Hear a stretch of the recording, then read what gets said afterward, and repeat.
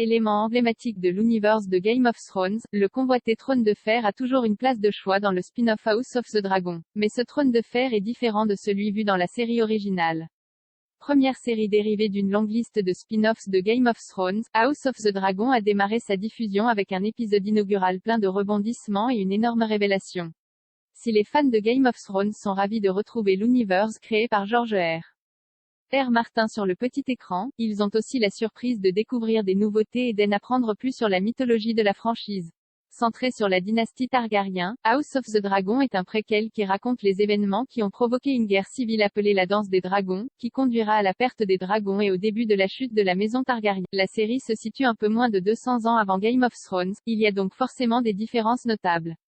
Un trône de fer plus fidèle au livre est l'une des différences majeures entre Game of Thrones et House of the Dragon n'est autre que le célèbre trône de fer. Dans le spin-off, le trône contient beaucoup plus d'épées que celui que l'on peut voir dans la série mère.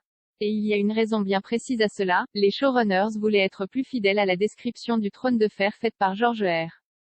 Martin dans sa série littéraire. Évidemment, il était impossible aux équipes techniques de construire un trône d'un peu moins de 5 mètres de haut mais cela ne les a pas empêchés de coller un peu plus à l'esthétique pensée par l'auteur. Ces modifications n'ont pour autant pas altéré totalement le trône de fer, dont la base reste la même que celle dans Game of Thrones si l'on en croit les dires du co-showrunner Ryan Condal pour Vanity Fair, c'est aussi emblématique qu'une sabre laser dans Star Wars. Ce que nous voulions faire, c'est honorer cela, mais aussi raconter l'histoire d'une époque plus décadente, et aussi montrer que 200 ans se sont écoulés.